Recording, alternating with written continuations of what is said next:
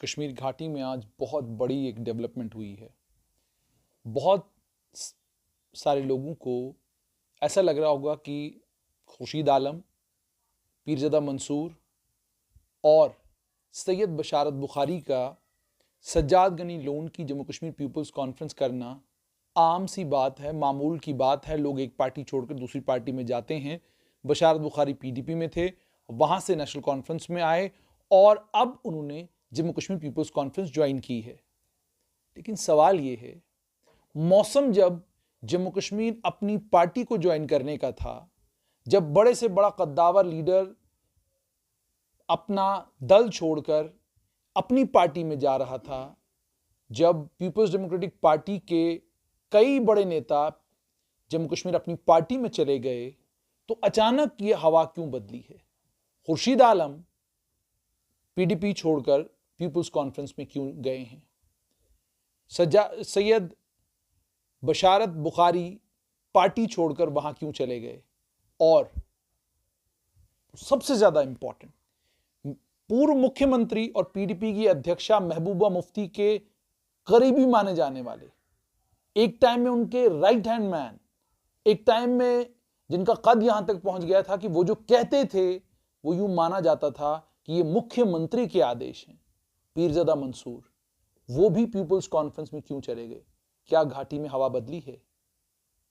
क्या अपनी पार्टी का जो डिसमल परफॉर्मेंस डीडीसी के चुनाव में हुआ, क्या उसके कारण अब जम्मू कश्मीर पीपल्स कॉन्फ्रेंस को कोई एक नए रोल में हम कश्मीर घाटी में देख सकते हैं? इन तमाम बातों पर बात करने के लिए मेरे साथ वरिष्ठ पत्रकार, ट्रिब्यून में एक लंबे समय तक रहे, इस समय स्टेट्समैन का, जम्मू कश्मीर का और लद्दाख का ब्यूरो भी देख रहे हैं, एसपी शर्मा साहब, सबसे पहले मुझे ये बताइएगा, पीरज़ादा मंसूर पूर्व मुख्यमंत्री महबूबा मुफ्ती के राइट हैंड मैन माने जाते थे और एक समय मुख्यमंत्री के बाद यूं लगता था कि उन्हीं की चलती थी।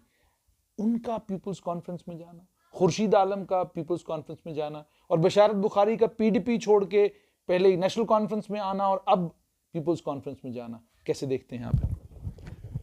ये जो डेवलपमेंट्स हो रही हैं कुछ देर से, ये काफ़ी पॉलिटिकली सिग्निफिकेंट हैं J&K के पॉलिटिक्स के लिए।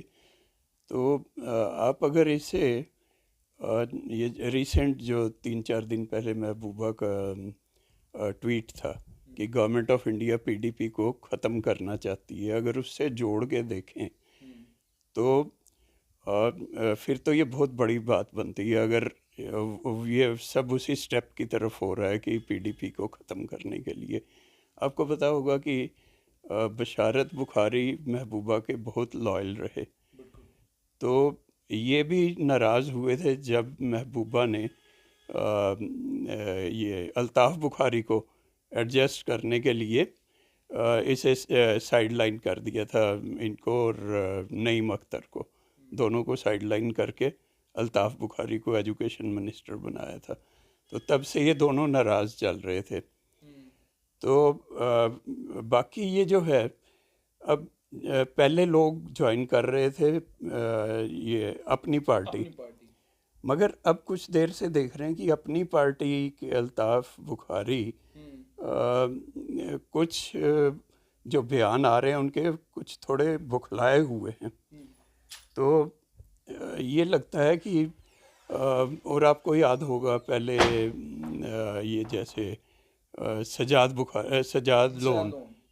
लोन ये बीजेपी के बहुत नज़दीक आ गए हुए थे। राम माधव, प्रधानमंत्री नरेंद्र मोदी से मुलाकात भी हुई और राम माधव इनके घर पे सब मीटिंगें करते थे। ये जितने डिप्टी चीफ मिनिस्टर वगैरह जो सब बीजेपी के, ये इनके घर जाके मीटिंगें करते थे। फिर सडनली कुछ इनमें कड़वाहट आई तो सजाद लोन गुपकार अलायंस में चले गए।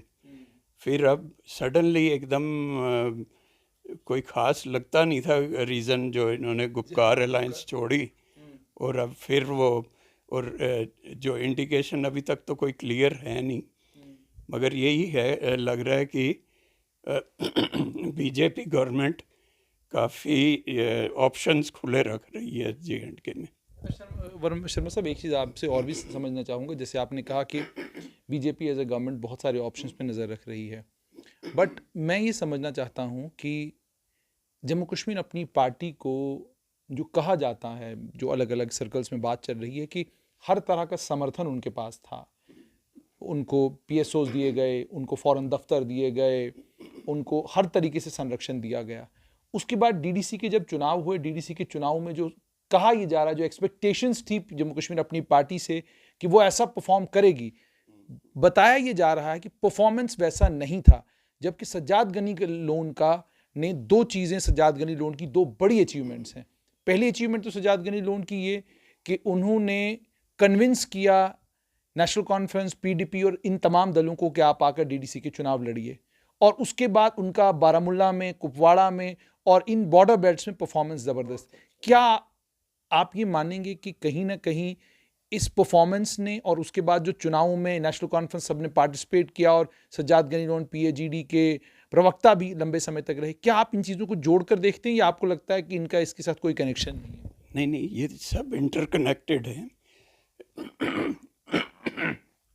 जो ये सज्जाद लोन की रैलीज जो हुई हैं नॉर्थ कश्मीर में, बहुत ज़्यादा पब्लिक उनमें आई है हर रैली में।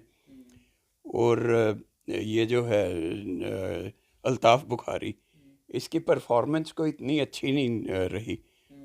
ये तो मेरे ख्याल 1 दर्जन से ज़्यादा सीटें नहीं पूरे JNK में जीत पाए थे।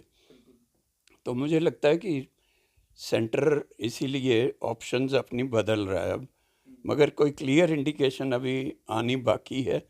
मगर जो हमें लग रहा है कि ये चेंज हो रही हैं यहाँ के लिए ऑप्शन सेंटर की। यूँ कहा जा सकता है कि सज्जाद गनी लोन के अच्छे दिन आने वाले हैं। लग रहा है, जैसे इंडिकेशन चल रही हैं, लग रहा है कि आ जाए। मगर पॉलिटिक्स में तो there are many slips between the cup and the lip होता है। It is all about perceptions.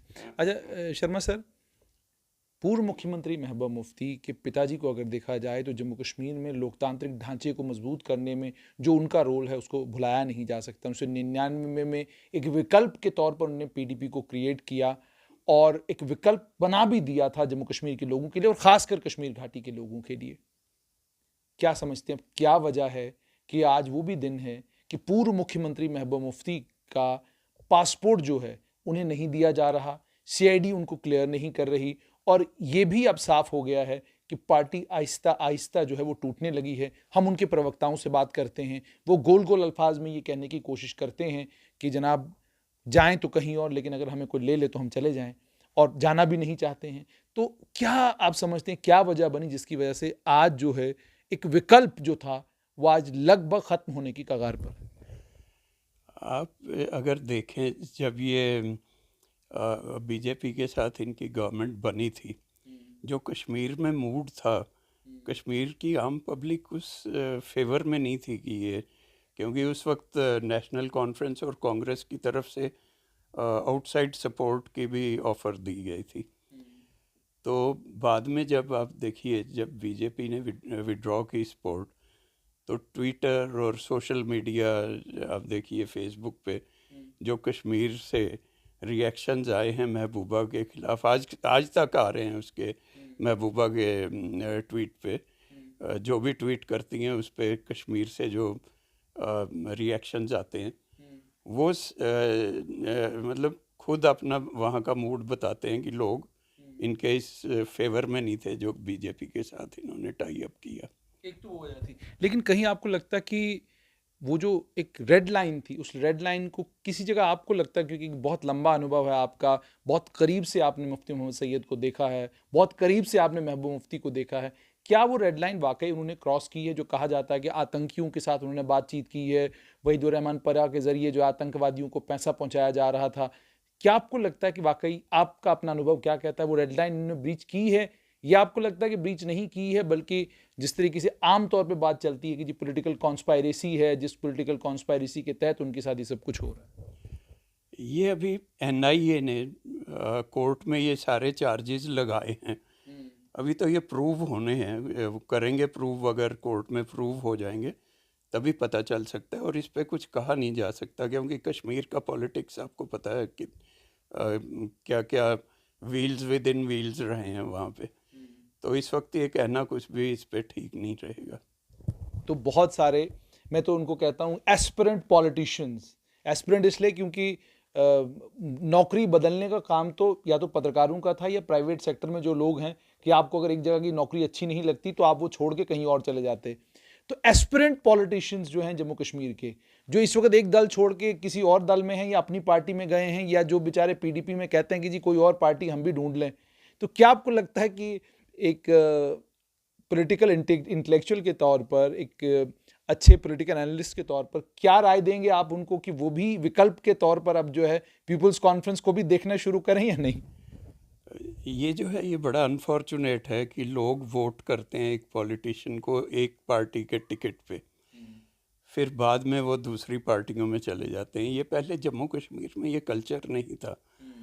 ये तो आपको पता है कि हरियाणा से ही आया राम गया राम स्टार्ट हुआ था, जब भजन लाल इमरजेंसी के बाद पूरी कैबिनेट लेके इंदिरा गांधी के पैरों पे जाके गिर गए थे। तो उसी के बाद ये स्टार्ट हुआ था, और जम्मू कश्मीर में रिसेंट टाइम्स तक ये था नहीं, बड़ा रेयर कभी कोई ज्वाइन इधर उधर जाता था। तो ये बड़ा अनफॉर्चुनेट है कि अब यहाँ भी ये बड़े लेवल पे शुरू हो गया, मास लेवल पे पार्टियां बदल रहे हैं, लोग आ जा रहे हैं।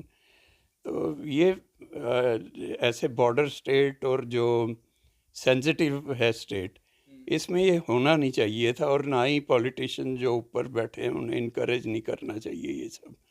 इससे और ज़्यादा यहाँ अनसर्टेनिटी और लोगों में गुस्सा जो है वो आ रहा है।